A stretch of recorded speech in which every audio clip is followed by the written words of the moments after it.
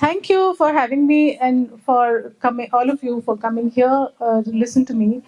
The theme this year, Narsana ji has kept food culture, which is very appropriate. And like Ismail sir talked about how misinformation is misleading us. Who we need to manage, that is, manage men, human beings, and manage me, ourselves. Who are us as consumers? If we are not aware, we will be herded like goats and whatever. Yeah. So the awareness in us is very, very important, and that's what everything that he talked about, soil and the crops and how the seeds are becoming more and more. Markets are moving more towards technology and whatever type of manipulation. Each and everything is happening in the food businesses also. The food is not food anymore, is not suitable for human beings anymore. Whatever humans evolved eating, human metabolism also evolved along with everything on the earth: soil, plants, microbes, and insects. Humans also evolved, right? And our food also evolved according to that. There was a force of natural selection happening where humans chose to select what we want to eat according to taste, smell, everything. But it was not just about the taste and smell, whatever we liked. The taste and smell also evolved according to what was suitable for us. Our taste buds have evolved along with what is suitable for us, right? So it's not for no reason that we like something or dislike something. So that evolution is multifaceted, and whatever we have evolved eating, liking, um, has been there for a reason. But what is happening now? This manipulation of flavors. I'm talking about flavors because in Ayurveda also 6 rasas, 6 tastes are the basis of health. Each taste has a metabolic connection and has very deep impact on our metabolism, whatever is happening to that food inside our gut and how it is affecting our metabolism. Even the 6 tastes are being manipulated by the industry. How? Like Vijay ji said, soil ko nasha ho jata hai. The flavors, manipulated flavors. What are these manipulated flavors? Synthetic flavors, synthetic colors in all these hyper processed products. Processing is a word which is being misused also now. Processing is very, very important and required. But hyper processing, chemical processing is a little going in a wrong direction. So all of these chemical manipulation which is happening to make food hyper tasty. It is hyper tasty. It has started happening that children have started liking, you must have seen, everyone, maybe adults also, have started liking mango ice cream and strawberry ice cream, but they don't like mango and strawberry anymore because nasha. The taste buds have become addicted to. The taste buds and our sensibility has become polluted. It is a kind of pollution. Our taste buds and our sensibility has become deranged. We have started liking the things that have been manufactured to make us addicted to things. In food, I work in the food industry, I develop products, and there are a lot of people who come to me. I'll give you a few examples. I've made a word cloud on my notebook so that I can keep talking about things. But I think I'll have to cull a lot of it. But I'm here for 3 days and you can keep coming to me and asking questions. I'll be very happy. I'll keep it shorter here. So I think I lost track. I'll give one example. I want to show you the whole food system, how the cyclicity, it is cyclic, how the circularity works, even in the food system. how food reaches us. If we start seeing ourselves as one peg, one small part of the elemental cycling, we will be able to see what we are doing to ourselves and what we are doing to the environment. We are just one part, just like the earthworm who eats things, get mixed with the soil and give food to the plants. Human beings, as our own body, we eat things, we consume things. We actually are not just eating, we are consuming a lot more than just inside our body. So, our consumption pattern, what it is doing, it is releasing things into the environment which is going cyclic. So, not just the elemental cycling, we are also helping the cycling of a lot of pollutants around us. And when we are not eating real food, we are bringing into the system a lot of unreal things around us. So it's not just what we are doing to our own body, we are also changing and altering the environment around us just through our own consumption pattern. So once we start changing the plate, I keep talking. Some of you came to me today and said that you follow my Instagram. I keep talking about the biodiversity on our plate.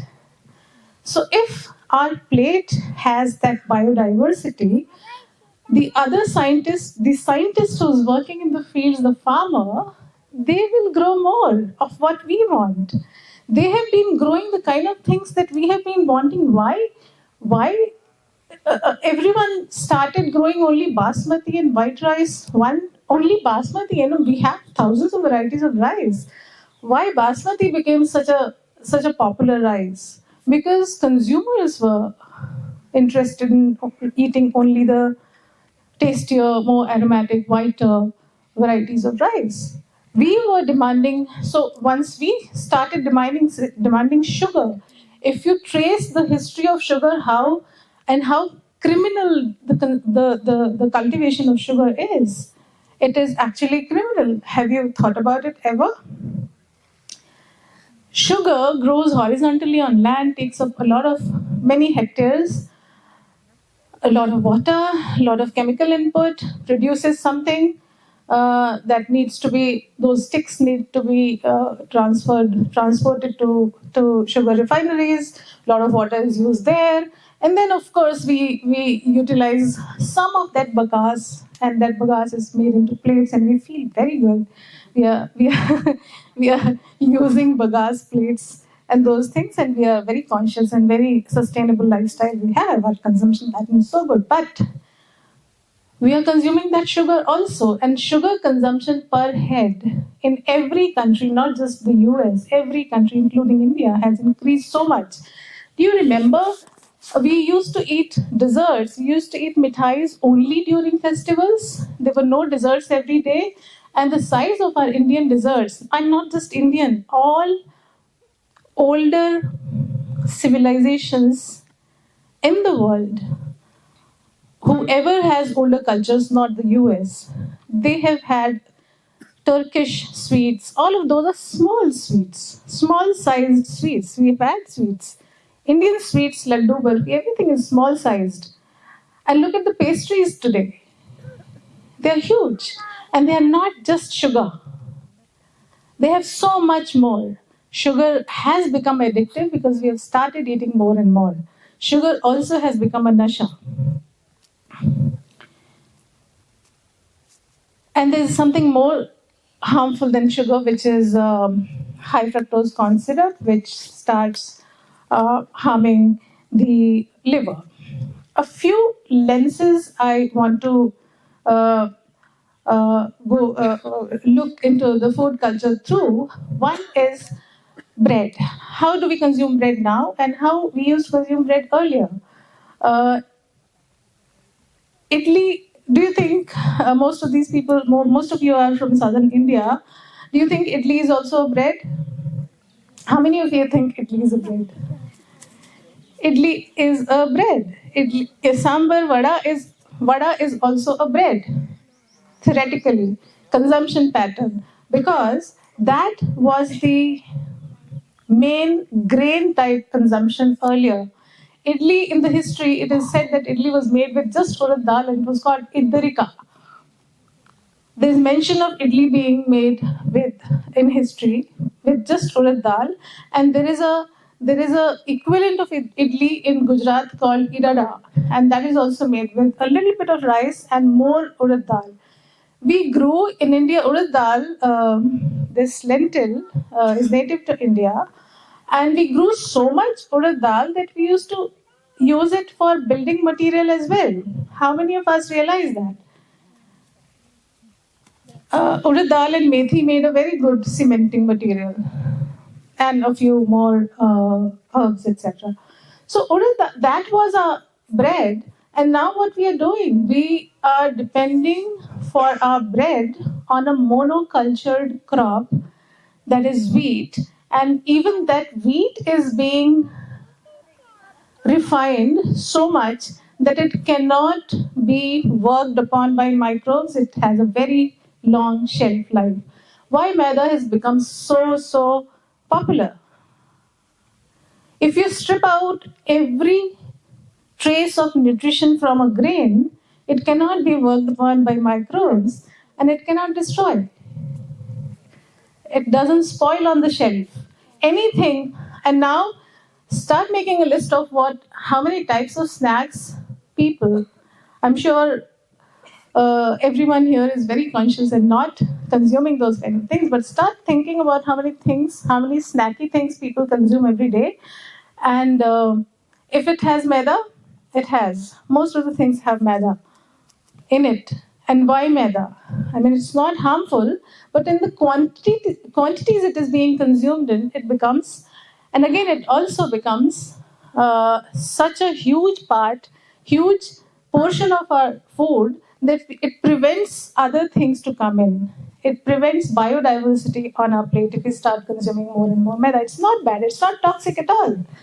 But it becomes the bulk of our food and then becomes a problematic thing. And bread, again, the loaf bread has become such a problematic area. I work in this area, and bread has become such a problematic product that it has everything that should not be there in our food. Because it has to stay on the shelves and because it has to sell. It has been designed to last on shelves and make money.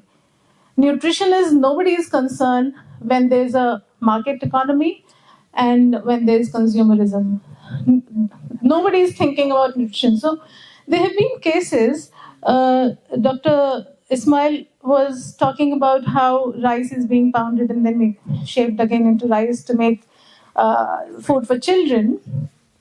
Since I developed products, someone came to me saying they want to develop weaning food for growing children, and they wanted to do organic, millet-based, vegetable-based, all of that. So I said, okay, I can do it. Preservative-free, safe for children, convenient for the mothers, because working mothers, they do need convenience. Convenience is requirement, but you cannot fool people by giving them convenient and toxic food. So this person, because he wanted to do a business, wanted only the business part of it.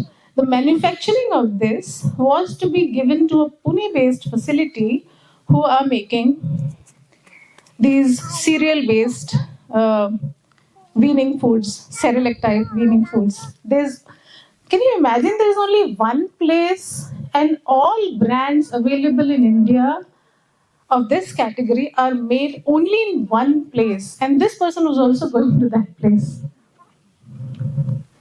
And they had all powders, all dried vegetable powders, and they would just take the formulation from me and they'll make it for them and sell it directly through Amazon. This person who was trying to do this business only has to give a recipe from me to that person will do all the packaging, everything, and it will be sold via Amazon. The person doing that business doesn't need to do anything apart from investing money in it. And I asked him, would you want to feed that to your children? This way, I've been able to dissuade many businesses, and he did not start this business. But Again, they're doing another business, doing some kind of smoothies and gelatos using pre-mixes again. So, industry, I wanted to make each one of you aware, if you're eating any kind of industrial food, it is coming through those routes. And if you're eating food which is grown by a farmer, if you're buying from a farmer, then only it is food that is edible, good for human consumption. The other thing that I wanted to highlight here, there was a there's a very interesting story. In 2001, there was a journal. There's a journal called Gastronomica. A paper was published by an anthropologist called Sidney Mintz, and he had put up a theory about the eating habits of agrarian communities. Agrarian communities, they eat mostly some grain, and there is something around it. So his theory is called core and fringe uh, theory. Core, there's a core, like the thali Dr. Ismail showed you. We all know what a thali is. There's either rice or roti or whatever ragi mudde type things, and then there are a few things around it. And in agrarian village society, in the concept of thali also has become very different in the cities. There are too many katoris, there are too many sabzis, and there's too much on it. That's a problem of plenty now. But in agrarian communities, the farmers, they eat a lot of rice. Okay, we in the cities, we actually think it's not right, but it's not wrong also. They work in the fields, and they'll have a core of the rice or whatever grain they are growing, and then they will have some chutney, some pickle, some little bit around it, some leafy things, not necessarily meat, not necessarily lentils. And how do they get their energy? They were healthy. Vijay ji was telling in Garhwal, one person used to lift so much weight. They were Shaktishali. How did they get that? They were not having any protein shakes. They were not having any measured amount of protein per gram of body weight. They were not having that. I have worked with people who, with farmers or workers. They look very lean and thin, and they can lift unimaginable amount of weight. Of lean muscle that they have, how does that lean muscle come without eating a protein rich food? Again, I want to link, I want to initiate that process of connecting the dots here. Soil has a very rich microbiome, right? And the microbiome is working to do what? To make everything available, whatever is required by a tree or biodiverse environment it has. Because those trees, those bamboo roots, whatever trees are growing, they also have some mycorrhizal, some kind of microbiome around it, and they mobilize things. And whatever is required, they get it. In human gut, also there is a microbiome which will convert almost everything to whatever we need. Human body is designed to make everything for itself. All kinds of protein. Only 9 essential amino acids we cannot make. Everything else. And all those 9 essential amino acids can come from any herbs growing. And a lot of greens have up to 25 to 30% protein by weight. A lot of greens. And in rural Indian plate, a lot of times you will see only greens and rice. There's not even lentil. So Sidney Mintz later, actually, he's modified his theory of core and fringe and included lentils also in it, because farmer is managing the soil, and to bring the nitrogen in, there are some lentils also grown in, right? So if the farmer is taking care of the soil, the same thing is being eaten at home as well. So core, fringe, and lentils. This is the basic food that has survived all these years since human beings started cultivating food. When humans started cultivation, what did we start cultivating? if we knew already that, okay, ginseng is the best food, humans would have cultivated ginseng then. Okay, we started cultivating food that was easy to harvest, easy to store, had a good shelf life. Grains, lentils have a good shelf life. They learned how to extend that shelf life and learned how to make it edible, not just storage, making it edible. All the Western scientists have been talking, doctors, nutrition practitioners have been talking about grains are so bad. They have phytic acid. They're not meant to be eaten by humans, all right? But grains have sustained civilizations. How? They knew. So the Western practitioners are talking about what?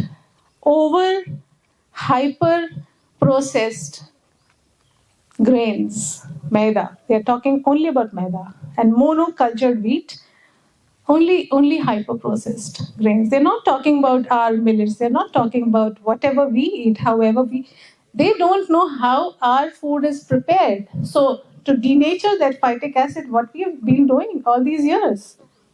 We soak, we sprout, we roast, we parch, we do so many things to our grains, and we don't eat one grain in one form. We eat one grain in so many forms, and we get all possible nutrition the grain can give us. And the same grain, if we are talking about rice, we make murmura, we make chivda, we do all sorts of processing to it and even ferment it. So all the types we're eating, it is giving different sets of nutrients to our gut. And our gut microbiome is even breaking it down and utilizing it to give us more. So that is an integral part of the food culture. What is food culture? We grew up eating different types of food in different seasons by calendar. By itself, we knew our grandmothers told, okay, this is the festival today, we have to eat this. Vijayji talked about Navan. Navan means new anna, new grain. New grain of the season was eaten. There was a calendar of eating as well. That was a food culture, and there is a culinary culture as well, of course. The way we cook it, the way we serve it, that is the culinary culture. And then there's a very rich food culture that we have, which is being wiped off by this fish and chips culture, where sole is being served, and everyone likes sole. Why? Because it doesn't smell fishy. You want to eat fish, but you don't want to eat a fishy fish, right? You want to eat chicken, but you don't want the chicken to smell like chicken. What is that mentality? We've been brainwashed about our food. Vegetarian chicken. Yeah. So we want to eat meat, but we want to eat that cultured meat. So we as consumers also have a responsibility to take care of our body first, and of course take care of the environment that we live in. I had a lot of things to say, but I would keep it short. If you have any questions, please come to me later. Yes. Should we also not consider about redesigning our food habits? We must. The current situation. Obviously, there's a lot to learn from what we have been following as a tradition, and lost and corrupted because of this materialistic world. Definitely. But what is the future? Because if we are talking about future, just consider our food culture like a gene pool. The gene pool evolves, and everything changes. The gene pool evolves, becomes something else. There are mutations, there are recombinations. But if we want to keep it suitable for our body, for the environment, we have to think about it and not bring in pollutants. So we should be doing all the manipulations. I do all the manipulations. I make so many of new types of food. I make seed-based cheeses. I make gluten-free breads from our Indian millets. And this is all manipulation. This is all technical manipulations, but not chemical manipulations, not bringing any chemicals that are harmful for our gut microbiome. So that should be the criteria. Once our criteria is are clear, we will be able to do all sorts of manipulations. It is possible to make processed food without chemical intervention. That's what I want to say. Wanted to talk as a central theme because food culture, connecting food culture and nutrition was my responsibility, and I thought I could not do it well yesterday because of the time shortage. One thing which highlights, underlines everything that we do as a culture in India, we in India we have been a nature worshipping country. We worship wind, we worship the trees, we worship the rivers, we worship the soil. We put the soil on our head as a tilak. For what? There's a reason for it. All the religions, all the other gods, human shaped gods, have come, anthropology has traced this evolution of religion also, and we have come to a conclusion that we started worshipping nature first. But why nature? Because it was a source of sustenance for us. We worship the ultimate source of energy, that is the sun. Ultimate source of energy. We are sun worshippers. Gayatri mantra. How many of you know that Gayatri mantra is worship of the sun? How many of you know the meaning of Gayatri mantra? It is give me energy. It is give me energy. And that energy, all of us know, whoever knows a little bit about plants and how food comes, that all of the food, all of the energy of this earth is because of the sun.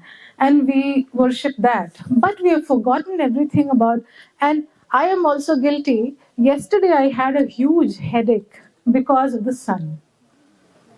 Because I'm used to living in a smogged gas chamber. So disconnected from the sun that I got a headache first day. Today I'm fine. Acclimatization has happened, I'm fine today. But yesterday, imagine that kind of, and we want to disconnect at such a level that we want to bubble ourselves everywhere we go. Our houses are air conditioned, our vehicles are air conditioned. And we want to enter, we want to find a parking space closest to wherever we are going. And we don't want to face the cold and the warmth, whatever climate we are living in. And we want to enter the venue as soon as possible. Right? We have disconnected ourselves, in the cities, not here, of course, so much from nature that we have become like a bubbled, cellophane wrapped specimen which cannot survive without the support of that, protection of that cellophane wrapping. Right? Coming back to the nature worship, we have considered food also as sacred. Whatever is sacred, whatever is essential for, just start looking at whatever rituals we follow. If you still uh, celebrate your festivals in the traditional way and not burning firecrackers on Diwali, it's not traditional. Okay, if we still celebrate our festivals in the older ways, it is always something or the other being worshipped, which is either nature, which helps in producing food, or the food itself is being worshipped. Rice is worshipped. It is sacred. We don't put it under our feet.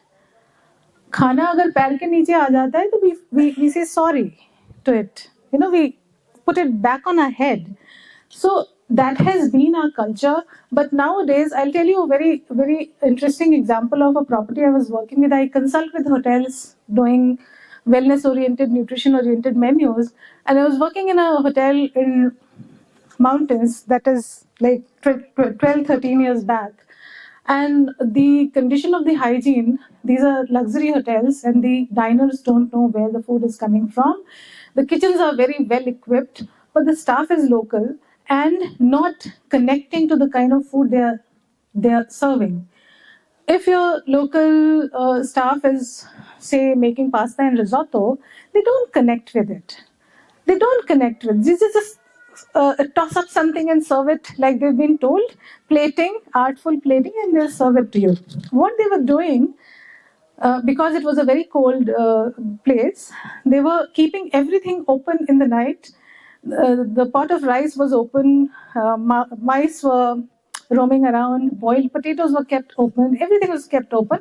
And it was like very unhygienic, although it was a very well equipped kitchen.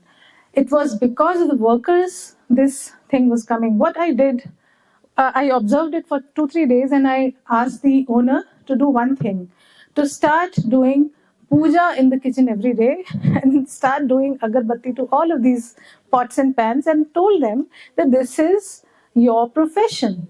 You should be worshipping it, and Anna is God. And within a week, it changed. They were worshipping it, they were not wasting it, and they were not keeping it open. If food remains sacred for us, we will value it. So that sacredness has gone. Where else we did practice this sacredness? In all the festivals, we bring in some produce, some food, we do worship. During our weddings are also sacred affairs in our cultures.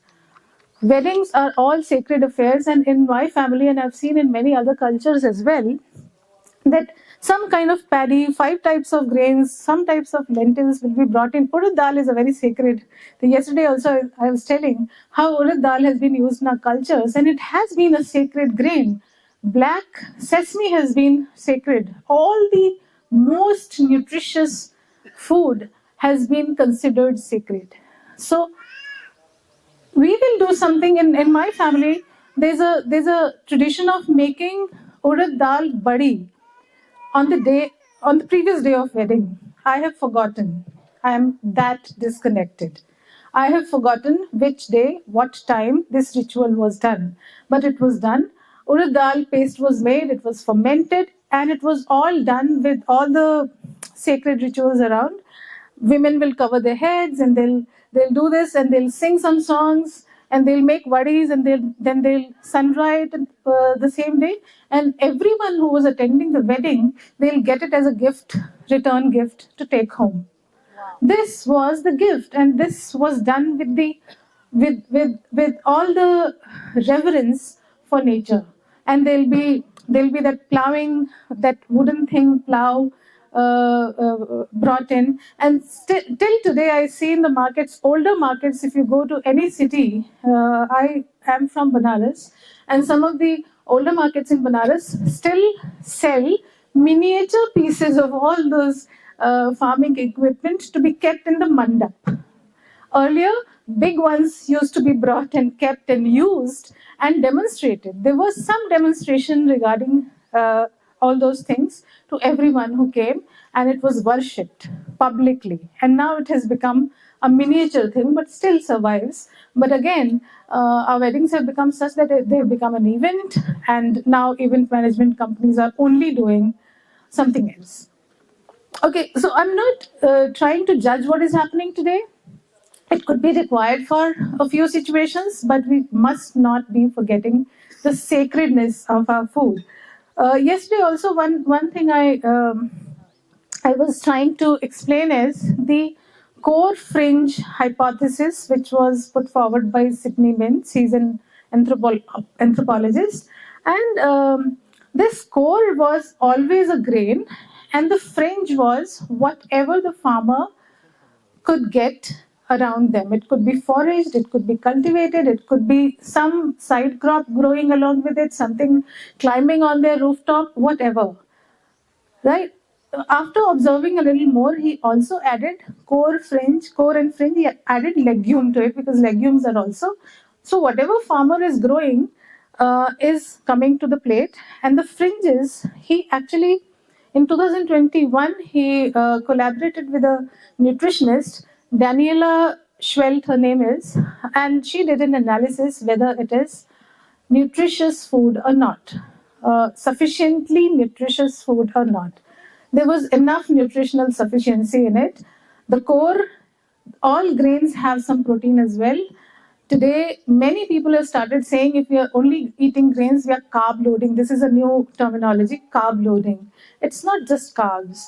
It is proteins as well, and it has very good fiber content, which serves as a prebiotic. Today, the Yavalu upma that you had, or the curd rice you had, it was probiotic plus prebiotic as well. Whatever grains prepared in different ways we are consuming brings us a lot of prebiotics as well. Prebiotics are the specific types of fibers that the gut microbes are utilizing for their growth.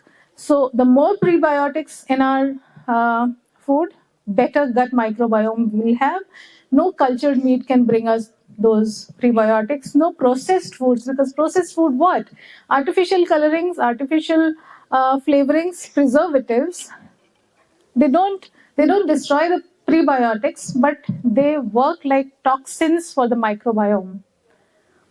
They are antibiotic in nature. They are toxins for the microbiomes, for the hormonal system, etc. Forget about that. Even if you can manage that, you won't be able to protect your microbiome. Microbiome will survive only when we are eating clean and safe food. Real, safe, clean, chemical-free food. Okay. Another thing, microbiome, everybody has been talking and understanding. All of permaculture people have very good understanding of soil and soil microbiome. Our gut microbiome is a direct reflection of that. Just see it like a reflection of soil. Whatever we eat is like the seed that we are putting in, and if we give them good soil, it will grow into a good body, mind, soul. That is it. Sacredness was the underline that I wanted to bring in. There were a few questions yesterday. Someone asked whether eating local is good or not, why it is so important or not so important. So this question is actually quite layered. For a farmer who doesn't need to go to the market, they can afford to eat everything whatever they grow. But in the cities, we cannot afford to grow anything or to buy anything, procure anything which is grown locally. So for us, anything that we can get becomes a better substitute for local. But seasonality should also always be in mind. Seasonality and circadian rhythm. There's a circadian rhythm. All plants follow the circadian rhythm. You know how the plant, the leaves, stomata open up during the day and close during the night. This is just one example, one instrument in the leaf. Chlorophyll starts working in the day and doesn't work in the day and in the night. And in the night, there's another vasculature working and taking away that food to the storage parts.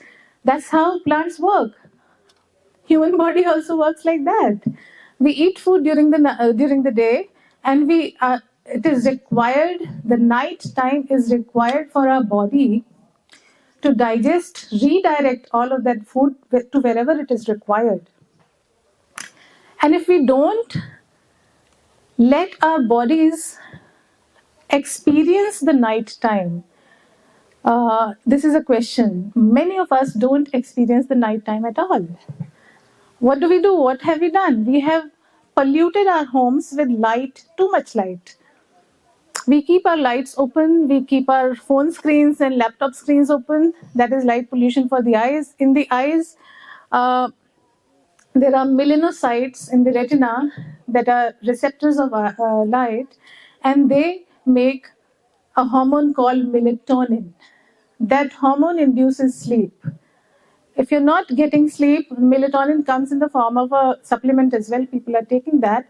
But our bodies are making it. Why do we need a supplement when we can initiate it every single day?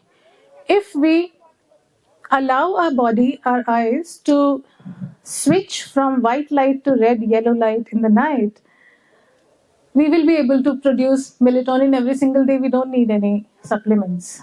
And that will allow our body to use whatever we have eaten in the day, if it is clean. If it is not clean, in the night time, body will use that time to eliminate wastage also.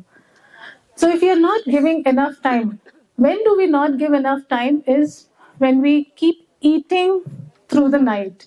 Midnight snacking has become a trend.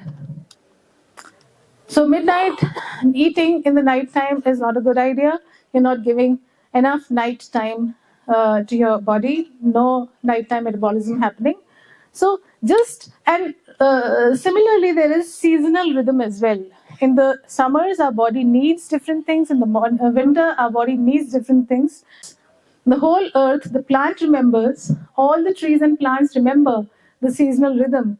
Microbes remember the seasonal rhythm. We have lost it. We have lost our instincts. One generation before, people used to recognize wherever you make them stand, they used to tell where is north, where is south. My grandmother used to tell, my father can tell. I cannot. Sangeeta, Yes. one point. Hmm. I've been reading about calcification around pineal gland, the one which is there in the mouth. Calcification happens around your joints as well. Calcification, if we keep eating.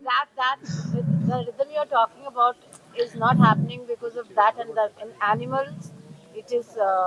That's not true. No? That's not true. We're capable, human body is capable of eliminating anything if we give it a chance. Human body is capable of eliminating any kind of waste if we give it a chance. The liver does it, our blood, our circulatory system does it. No, we cannot say that animal-based food are doing that to our body. Plant-based foods have oxalics. Oxalic acid. Plant-based foods have oxalic acid. That also gets crystallized in our body. Okay, so but whatever food we are eating, we should give our body enough time and space to digest it and to eliminate the wastage, because every kind of food has something problematic for the body. And it has to be, and anything which is pure and good and all, everything that you require, if it gets even 1 milligram extra, it becomes a toxin. So anything in excess also becomes a problem. Yeah, seasonal rhythm, plant, everybody, even the gut microbiome follows the seasonal rhythm. So if we keep eating according to the seasons more than the local food, local consumption actually can be done in many ways. If you're more considerate about how many miles it has traveled, of course we can always follow that, but we can choose in normal according to the context where we are. We can choose better if we know better. Only then we can choose better. So all of this talk that you're hearing about agriculture, permaculture, growing food reflects into our body as well. That's something we need to remember. Thank you so much for giving me time.